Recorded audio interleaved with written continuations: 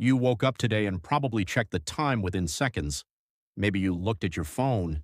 Maybe you thought about work before your feet even touched the floor. It feels normal. But the real answer is far stranger. Because if your ancestors could watch you for a single day, almost everything about your routine would seem bizarre. Not the technology, not the buildings, the pace. Why? For most of human history, nobody rushed through traffic. Nobody answered emails. Nobody spent 8 hours staring at glowing rectangles. The human brain that lives inside your skull was shaped in a completely different world. So what did ancient humans actually do all day? The answer changes the way you see nearly every moment of modern life. Imagine waking up 50,000 years ago. There is no alarm clock, no schedule on a calendar, no notifications demanding attention. Instead, your day begins when your body and the environment tell you it is time to begin. Sunlight matters. Temperature matters. The sounds around you matter. Your ancestors lived inside a constant conversation with the natural world. Every day started with observation. Where are the animals moving? Has the weather changed? Did something unusual happen during the night? Anthropologist Richard Lee spent years studying the Ju-Hwanzi people of southern Africa, one of the groups often examined to better understand hunter-gatherer lifestyles. What surprised many researchers was not how hard people worked, but how much time they spent not working at all. That seems impossible today. Yet evidence from multiple hunter-gatherer societies suggests that food gathering often required far fewer hours than people assume. Not zero effort, not an easy life, but not endless labor either. Many people imagine ancient humans constantly sprinting after mammoths from sunrise to sunset. The reality was usually less dramatic. Most days involved a mixture of gathering, tracking, preparing food, social interaction, tool maintenance, childcare, storytelling, exploration, and rest. A great deal of rest. Why? Because energy was precious. Every movement had a cost. Your ancestors did not exercise for exercise. They moved when movement served a purpose. That is one reason modern gyms would seem so strange. Imagine explaining a treadmill to someone living 40,000 years ago.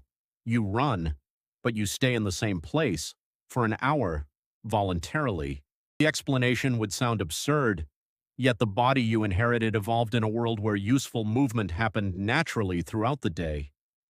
Walking to find food, carrying materials, climbing, digging, tracking, exploring.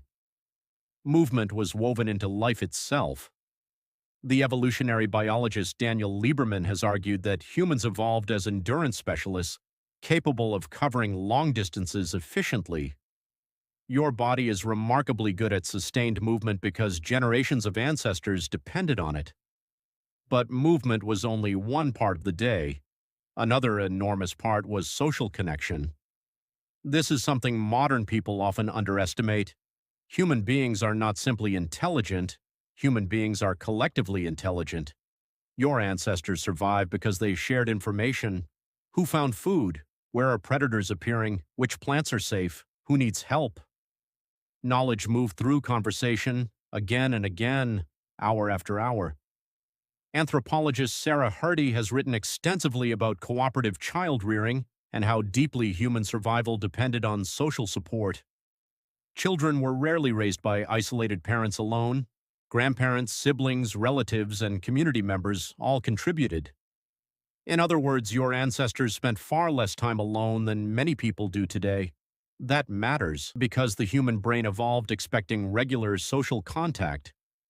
The loneliness many people experience today is not simply emotional. It may represent a mismatch between ancient expectations and modern environments. What happened during the middle of the day?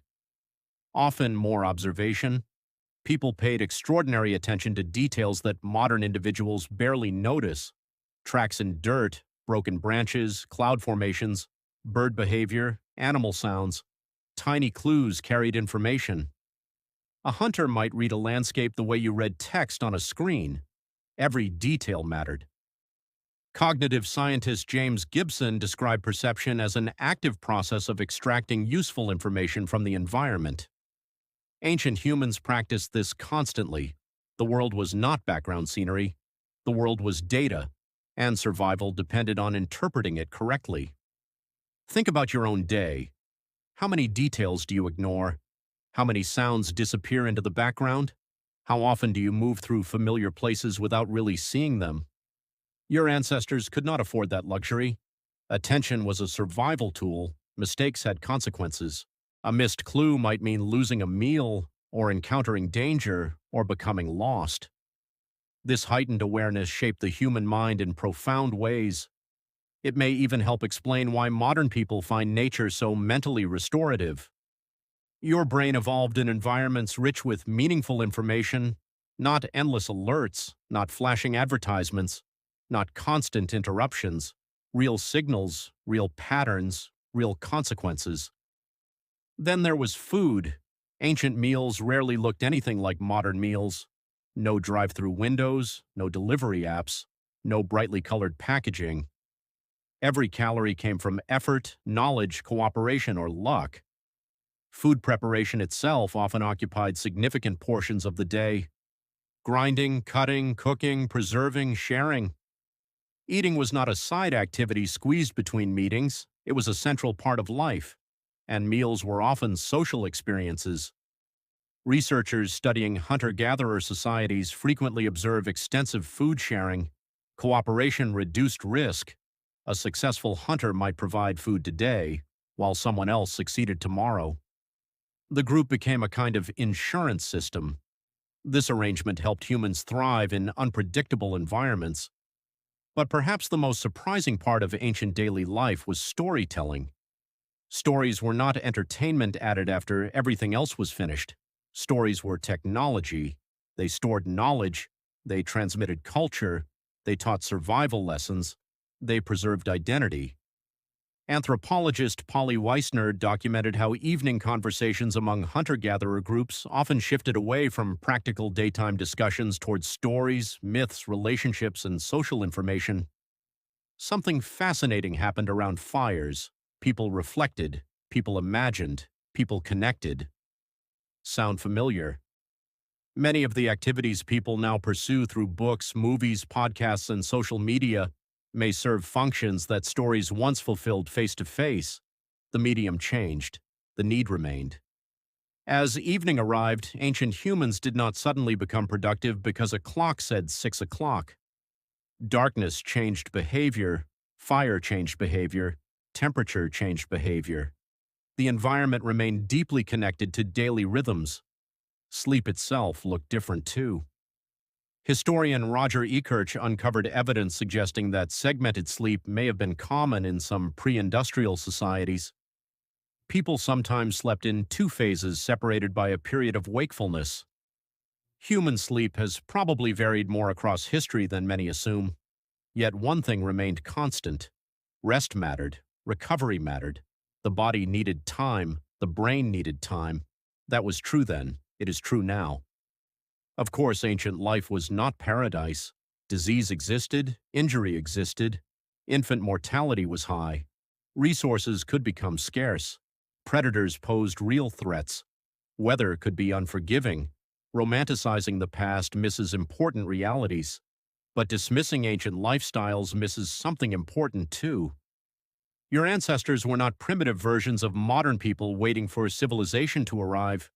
They were highly adapted specialists, experts in environments that most modern humans would struggle to navigate for a single week. They possess skills that seem almost superhuman today. Tracking, navigation, memory, observation, ecological knowledge, social coordination. Many abilities that modern technology now performs once lived inside human minds. This leads to a strange question. If ancient humans spent so much time observing, moving, socializing, resting, and telling stories, why does modern life feel so different? Because the world changed faster than evolution could keep up. Agriculture appeared only recently on the evolutionary timeline. Cities appeared recently. Industrialization appeared recently. Smartphones appeared so recently that the blink of an evolutionary eye has barely passed. Yet the brain inside your skull remains largely the same brain that guided countless generations through forests, grasslands, rivers, coastlines, and deserts. That creates friction. You crave social connection because social connection once improved survival. You notice novelty because novelty sometimes signaled opportunity or danger. You enjoy stories because stories carried valuable information. You feel stress under uncertainty because uncertainty once demanded immediate action. Ancient patterns still echo through modern behavior, sometimes in ways you barely notice. Why do long walks help people think? Why do conversations feel different face to face? Why does sitting indoors all day sometimes feel strangely uncomfortable even when nothing is technically wrong? Part of the answer may lie deep in human history. The routines that shaped your species lasted for thousands upon thousands of generations.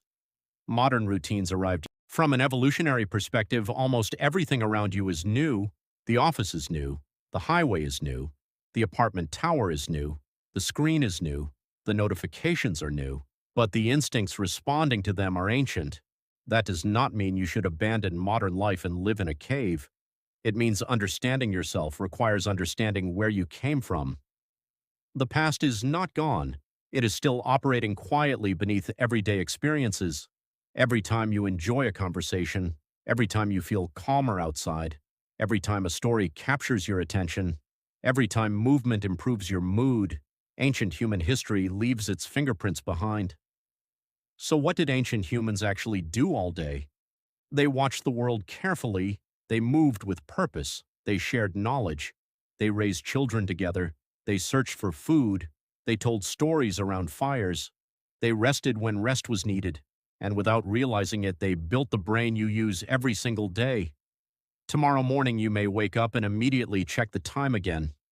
Maybe you will reach for your phone, maybe you will start thinking about work before your feet touch the floor. It will feel normal. But now you know the real answer is far stranger.